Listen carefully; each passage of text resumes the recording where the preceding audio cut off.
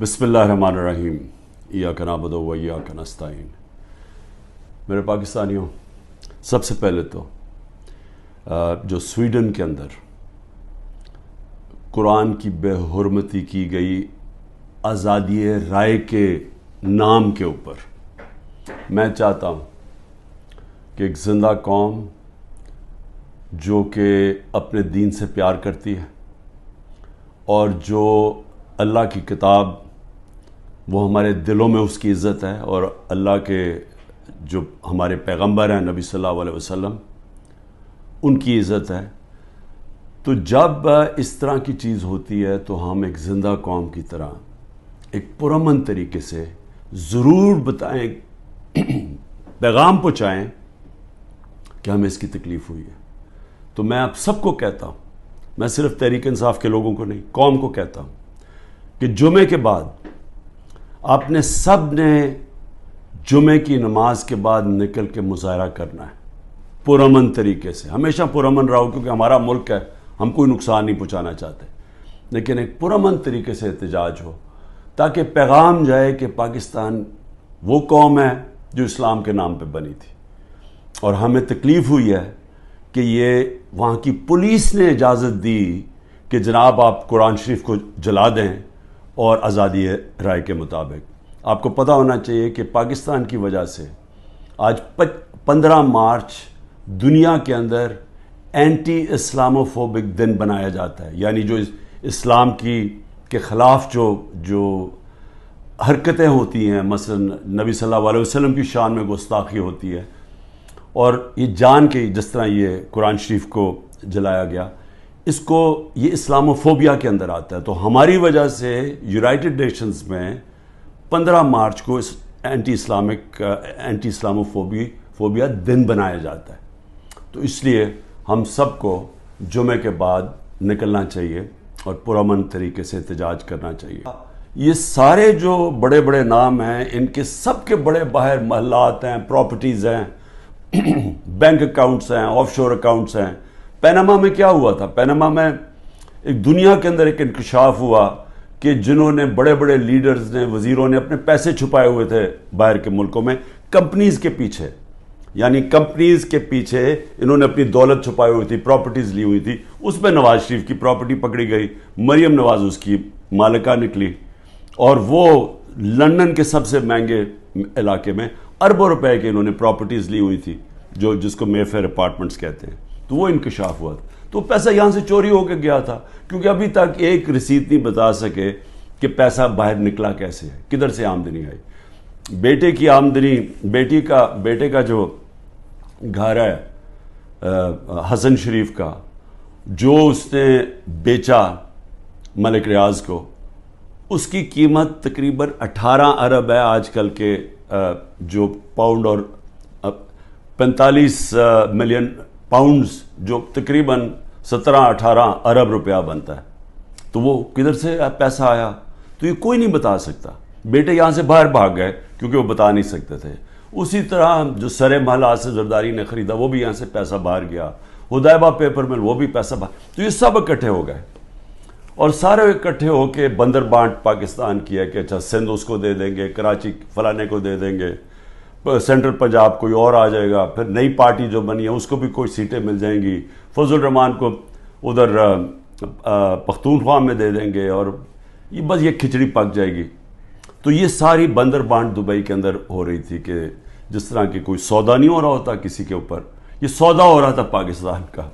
और किस तरह जो सबसे बड़ी पार्टी है खौफजदा है कि उसको कैसे बाहर रखना है, जिसमें इमरान खान की इनको गुनहोने ख्वाब आते हैं कि ये पता नहीं कि वापस ना आ जाए, तो उसको कैसे जेल में डाले। इस केस का पता ही नहीं है। ये कोई किसी वकील ने मेरे ऊपर केस किया होता है कोई गद्दारी का, वो यानी उसका कोई मुझे नोटिस ही नहीं आया, मुझे पता ही नहीं उस केस का। पता तब चलता है जब एकदम पता ये जी कि क्योंकि इतने ज़्यादा केसेस थे, तो ये केस तो किसी को अहमियत ही नहीं। किसी ने मुझे कहा कोयटा में केस है, मुझे पता ही नहीं था। तो उस वकील का कत्ल होता 10:30 बजे, 11:30 बजे पुलिस में रिपोर्ट होता है। 2:22 में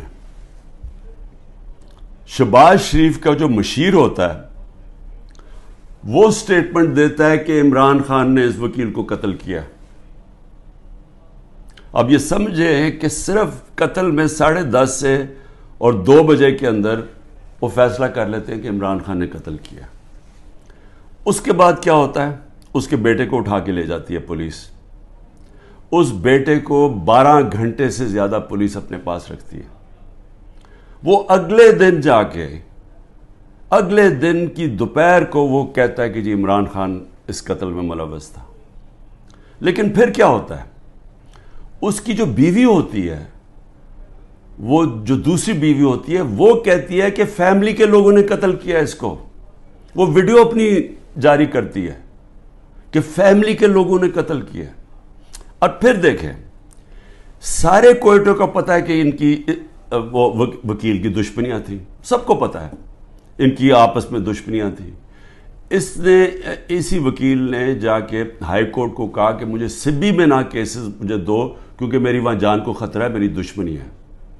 और फिर ये देखें, ये जरा आप गौर से ये देख लें, ये इसको बड़े करीब से देख लें और इसके अंदर ये मुजाहरे क्या कर रहे हैं।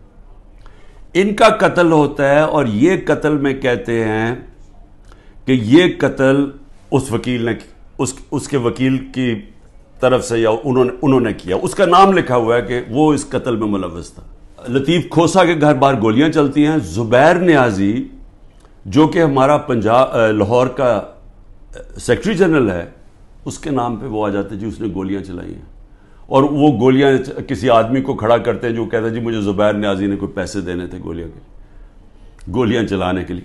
अब लतीफ़ खोसा हमारे साथ मिलिट्री कोर्ट्स के खिलाफ केसेस कर रहे हैं, तो वो क्यों गोलियां चलाएगा उसके घर, जो कि वही केस कर रहे हैं जो हम कर रहे हैं सुप्रीम कोर्ट में। और फिर जिले शाह का जब कत्ल होता है, जिले शाह का जब कत्ल होता है, सबसे पहले 302 मेरे ऊपर कत्ल का चार्ज लगा देते हैं। 3 दिन तक वो मेरे ऊपर 302 लगाते हैं कत्ल का चार्ज। फिर क्या होता है, उसका पोस्टमार्टम हो जाता है।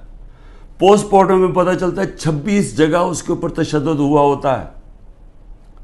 तो अब जाहिर है वो ये तो नहीं कह सकते थे कि इमरान खान ने उसको तशद्दुद करवा के अपने कारकुन को मार दिया। तो उन्होंने फिर एक्सीडेंट उसका डाल दिया। एक्सीडेंट में भी कहा कि इमरान खान उसके अंदर कोई उसने इंफॉर्मेशन छुपाई है, मेरा फिर नाम डाल दिया। मैं सिर्फ ये कह रहा हूं कि पहले तो ये समझ जाएं कि ये है आज का पाकिस्तान, कि यहां कोई इनको शर्म नहीं आती इस तरह झूठ बोलते हुए, इस तरह के केसेस बनाते हुए। इनको कोई शर्म नहीं है कि सारी कौम को पता है कि झूठ बोल रहे हैं। यानी कौन नहीं जानता कि ये जो इन्होंने किया है, सारा कोयटा को पता है कि ये इसके अंदर इमरान खान का कोई ताल्लुक नहीं था। क्यों? मेरा ताल्लुक 150 केसेस था, मुझे क्या नहीं, और भी कोई वकीलों को मैं भरवाऊंगा। और वो केस जिसकी अहमियत ही नहीं थी, सबको पता है झूठ बोल रहे हैं, लेकिन इनको कोई शर्म नहीं है। ये सर पैर से उतार बैठे हैं। इंटरेस्ट सिर्फ ये कि किसी तरह इमरान खान को जेल में डालना है। आगे केस होता है जी 9 मई का। अब 9 मई को क्या होता है, ये जरा गौर से सुने। 9 मई को होता क्या, जो मजलूम होता है यानी जिस पे जुल्म होता है, उसी के ऊपर उसको मुझे जब अंदर जेल में डालते हैं तो मेरे ऊपर केसेस की बारिश हो जाती है। 9 मई के बाद मेरे ऊपर उसको 25 केस हो गए हैं। जिधर भी केस होता है कहते जी इमरान खान की ईमान, मेरे कहने पे ये हुआ है। कहीं किसी ने कुछ किया हो या जो भी किसी के ऊपर इल्जाम लगाया हो, 9 मई के बाद इमरान खान के कहने पे हुआ। इमरान खान जेल में बंद था और जो जुल्म हुआ है वो इमरान खान से हुआ है। मैं बैठा हुआ हूं registry office high court Islamabad में, मेरे पास बेल थी, मुझे किसी सूरत वहां कोई पकड़ नहीं सकता था। सिर्फ पुलिस नहीं आई, रेंजर्स कमांडोज आए मुझे उठाने के लिए। सारी दुनिया में क्या इमेज गया, शीशे तोड़ के, लोगों को डंडे मार के, वकीलों को जख्मी किया। वहां के बेचारे जो काम कर रहे थे रजिस्ट्री ऑफिस, उनको डंडे पड़े, चीजें तोड़ दी उन्होंने। और एक ایک دہشت گرد کی طرح مجھے پکڑ کے لے کے گئے. میرے اوپر سر پہ لگا, پیچھے میرے خون نکل رہا. کوئی شرم نہیں آئی. کسی نے ابھی تک بات نہیں کی کہ یہ بتائیں کہ کس قانون کے تحت انہوں نے پکڑا تھا مجھے. اسلام آباد کے ہائی کورٹ کے چیف جسٹس نے کہا کہ یہ اس کے اوپر ایف آئی آر کٹنی چاہیے. وہ اور بات ہے کہ وہ نہیں کٹی. سپریم کورٹ میں جب وہ کیس گیا, سپریم کورٹ نے اس کو غیر قانونی قرار دیا. اب میں سوال پوچھتا کہ کوئی جواب دینے والا ہے؟ کسی نے آج تک بات نہیں کی. اور میں یہ خاص طور پہ اپنی آج قوم کو بتانا چاہتا ہوں کہ کیوں میں آپ کو کہتا ہوں حقیقی آزادی کی یہ جہاد ہے. یہ پولیٹکس نہیں ہے, یہ جہاد ہے. ہم غلام ہیں. غلاموں کے کوئی حقوق نہیں ہوتے. جس طرح میرے کوئی حقوق نہیں تھے. میں یعنی سب سے بڑی ملک کی پارٹی کا ہیڈ, جس کو جس طرح اٹھایا انہوں نے, جو کیا, جس طرح ہم کوئی کمی ہے اس ملک کے. اب 25 لوگوں کو گولیاں لگیں, جو مرے, جو شہید ہوئے. ابھی تک 9 لوگ غائب ہیں. جو پولیس نے یا دھمکیاں دی یا کچھ کیا وہ انڈر گراؤنڈ گئے ہوئے ہیں, وہ بتا نہیں رہے. مسنگ ہیں 9 لوگ. 16 لوگ ہمارے پاس پتہ ہے جن کو گولیاں, 69 لوگوں کو گولیاں ماری اور ان کو شہید کیا گیا. فرانس کے اندر ایک لڑکے کو پولیس نے 16 سال کے لڑکے کو گولی ماری. ایک لڑکے کو. ابھی تک فرانس جل رہا ہے. 1000 سے زیادہ بلڈنگز جل گئی ہیں, گاڑیاں جل گئی ہیں. مشکل نیشنل کرائسس آ گیا ہے. آزاد لوگ ہیں. آزاد لوگوں کے حقوق ہوتے ہیں. لوگ نکلیں اپنی آزادی کے لیے کہ کیسے جرأت پڑی پولیس کو گولی مارنے کی. یہاں 16 لوگوں کا آج تک ٹی وی پہ نام ہی نہیں لیا جا رہا. سب نہتے تھے. ابھی مجھے ملنے آئے ان کے 2 بچے, ایک چھوٹے بچے جس کے باپ کو گولی مار دی. وہ دبئی سے کام کر رہے, وہ ایسی مظاہرے کے اندر کھڑا ہوا تھا, گولی چلا دی وہاں. میں سمجھتا تھا 2 لوگوں کی ٹانگیں ضائع ہوئی ہیں, 3 لوگوں کی ٹانگیں ضائع ہوئی ہیں. ایک پیرالائز ہوا ہے جس کی کمر میں گولی لگی ہے. کوئی انکوائری ہوئی ہے؟ کیا یہ انسان تھے نا, یہ پاکستانی ہے؟ کسی نے پوچھا کہ ان کے گھر میں کیا گزر رہی ہے؟ یہ عام لوگ تھے, ان کے بیوی بچے تھے, ماں باپ تھے. بلڈنگز بھی جب جلیں تو کیا اس کے اوپر انڈیپینڈنٹ انویسٹیگیشن نہیں ہونی چاہیے تھی؟ ہمارے پاس ثبوت ہے. میں اس لیے کہتا ہوں اوپن عدالت کے اندر ٹیلی وائز مجھے سامنے لایا جائے. میرے پاس اب ثبوت آ گئے ہیں. میں یہ ثابت کروں گا کہ یہ سارا پری پلان تھا. یہ مجھے جس طرح وہاں سے اٹھایا ہے یہ بھی پری پلان تھا تاکہ ایک اشتعال ملے. اور اس کے بعد پھر جو لوگوں کا ری ایکشن آیا اس کا فائدہ اٹھاتے ہوئے پارٹی کو کرش کرنے کی کوشش کی گئی ہے. کیونکہ پارٹی دب نہیں رہی تھی. جب سے مجھے ہٹایا کوشش کر رہے ہیں 25 میں کو جی بگر کراؤڈ ہے, مارو ڈنڈے مارو, یہ ڈر کے پیچھے ہٹ جائیں گے. وہ پارٹی اوپر ہی آتی گئی. بائی الیکشن 30-37 میں سے جیت گئی. اوپینین پولز میں اور اوپر چلے گئی. راجن پور کے الیکشن میں پورا زور لگایا, 40,000 سے گورنمنٹ کا کینڈیڈیٹ ہار گیا. اس کے بعد اس سے پہلے مجھے قتل کرنے کی کوشش کی, دوسری دفعہ قتل کرنے کی کوشش کی.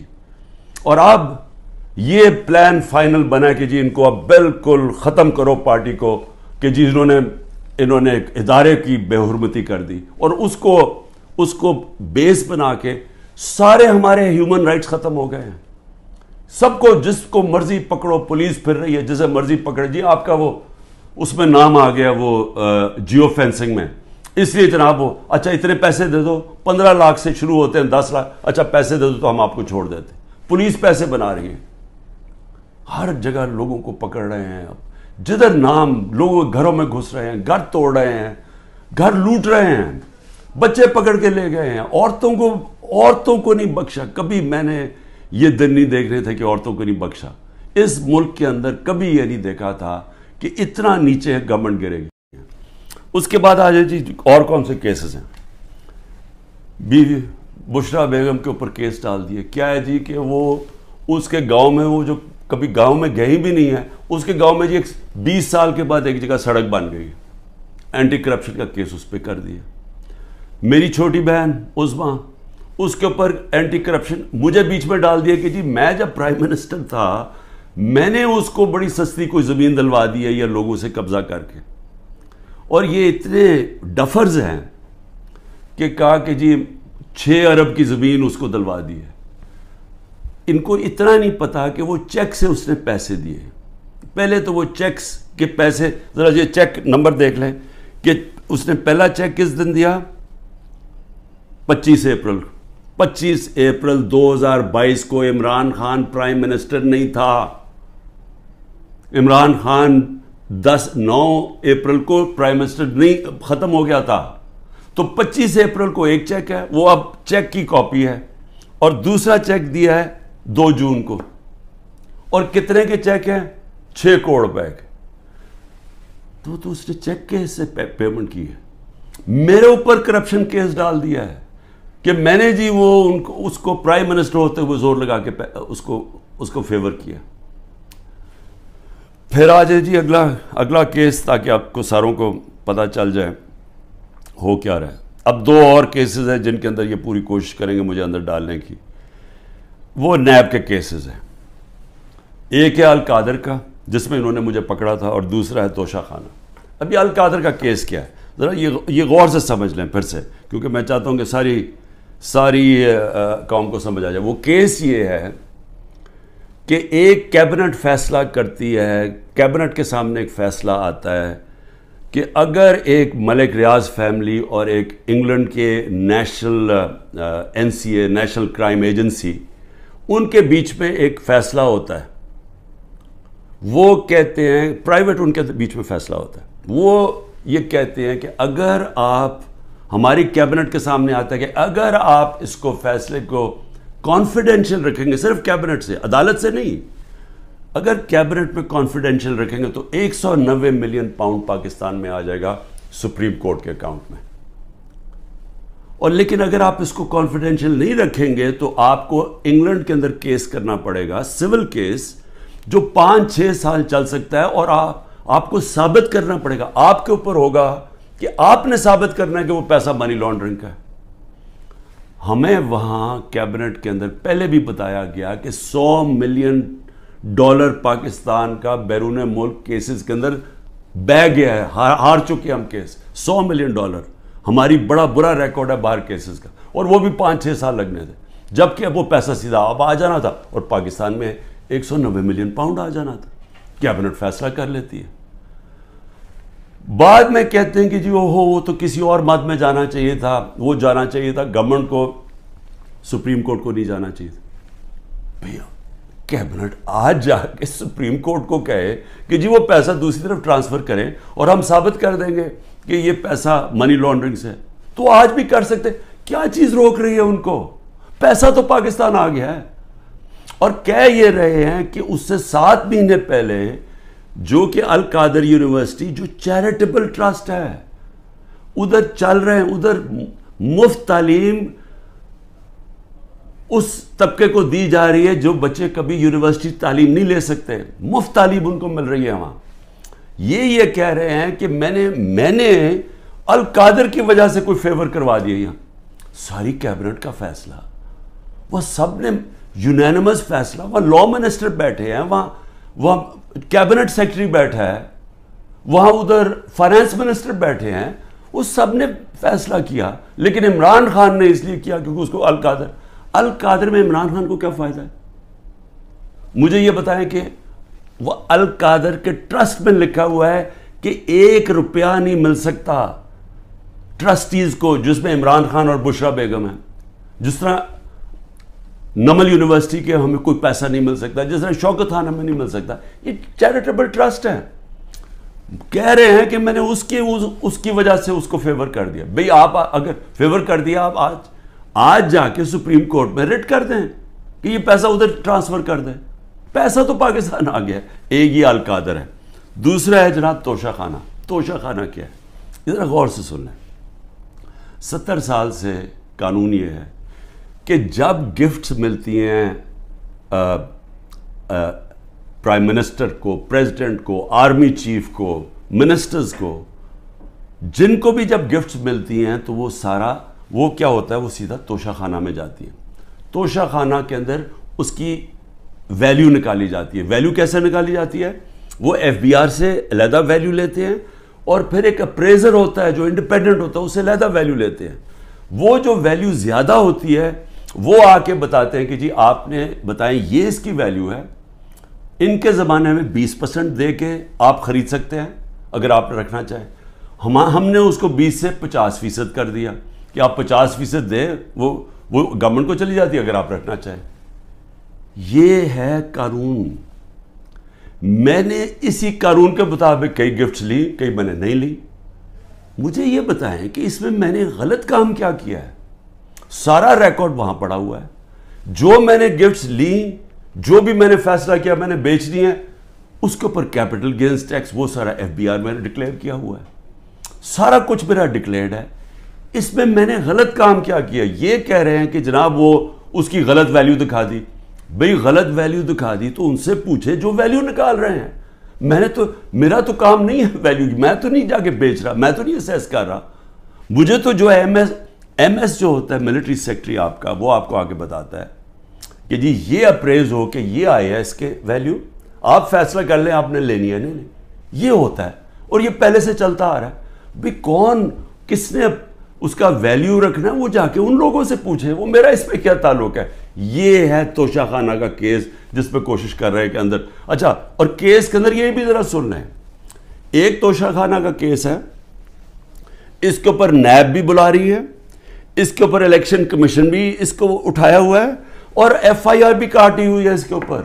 یہ کبھی ہو ہی نہیں سکتا کہ ایک ایشو کے اوپر 3 مختلف جگہ کیسز چل رہے ہوں. مقصد انصاف کا نہیں ہے، مقصد ظلم کرنے کا ہے. اور میں قوم کو اب کہتا ہوں، اب یہ بھیڑ بکریوں بن کے رہنے کا وقت چلا گیا ہے. میں آپ کو کہہ رہا ہوں میں تیار ہوں.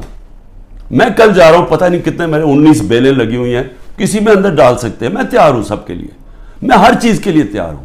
لیکن میں یہ ظلم کا نظام برداشت کرنے کے لیے تیار نہیں ہوں. میں یہ بھیڑ بکریوں بن کے اپنی زندگی گزارنے کے لیے تیار نہیں ہوں. میں یہ سمجھتا ہوں کہ یہ قوم کے لیے وقت آ گیا ہے. آپ سب فیصلہ کر لیں کہ کس طرح کا پاکستان آپ چاہتے ہیں. کیا وہ پاکستان چاہتے ہیں جو پروفیشنلز جو باہر جا سکتے ہیں وہ باہر چلے جائیں، جو آپ کا سب سے بڑے ذہن ہے وہ باہر چھوڑ کے چلے جائیں، وہ بیچارے غریب آدمی کشتیوں میں ڈوبتے رہیں جا کے اللیگلی غیر قانونی طور پہ نکلنے کے لیے، اور باقی قوم بھیڑ بکروں کی طرح رہ جائے. اس ملک کا کوئی مستقبل نہیں ہے. وہ مجھے افسوس سے کہنا پڑتا ہے کہ وہ ساتھ ہمارا ملک جس تیزی سے آگے جا رہا ہے اور جس تیزی سے اس میں اور ہمارے میں فاصلے بڑھتے جا رہے ہیں، یعنی ہر طرح وہ آگے نکل گئے ہیں.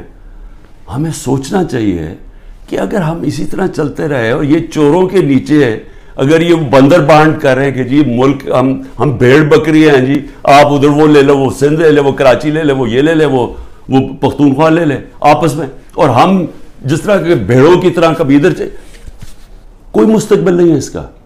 اور اس لیے میں اپنی آپ سب لوگوں کو کہہ رہا ہوں تیاری کریں. آپ پرامن احتجاج ہمارا حق ہے. پہلے تو جمعے کو نکلے نا، جو انہوں نے کیا ہے، جو پتہ چلے کہ یہ زدہ قوم ہے، کم از کم ہماری آواز نکلنی چاہیے. اور پرامن، میں ہمیشہ کہتا ہوں پرامن رہے. میں نے کبھی اپنے 27 سال میں کبھی انتشار کی بات نہیں، کیونکہ یہ میرا ملک ہے. توڑ پھوڑ کریں گے میرے ملک کو نقصان ہوگا. میں نے ان چوروں کی طرح باہر تو نہیں ہے میری کوئی پراپرٹیز، میں نے تو نہیں باہر بھاگنا. انہوں نے تو ابھی میں آپ کو کہہ رہا ہوں کہ جب انہوں نے الیکشن اناؤنس ہی ہوا، انہوں میں سے لوگوں نے باہر بھاگنا شروع کر دینا، کیونکہ ان کو پتہ ہے کہ ان کا جو انہوں نے کیا اس ملک کے ساتھ، ان کو پتہ ہے کہ قوم نے ان کو بخشنا نہیں ہے، انہوں نے بھاگنا باہر. اس لیے اپنی قوم کو میں کہہ رہا ہوں کہ آپ کے پاس اب 2 راستے ہیں، غلامی کے اور حقیقی آزادی کے. لا الہ الا اللہ، کوئی نہیں ہے خدا اللہ کے سوا. ہم کسی ظالم کے سامنے اور یہ ظلم کا نظام اور یہ خوف کے سامنے ہم جھکنے والے نہیں ہیں. ہم نبی صلی اللہ علیہ وسلم، محمد مصطفیٰ، دنیا کے سب سے عظیم لیڈر، ہم ان کی امت ہیں. اور وقت آ گیا ہے کہ ہم اب اپنا سٹینڈ لیں اور پرامن طریقے سے تیاری کریں نکلنے کے لیے سڑکوں پہ. پاکستان زندہ باد.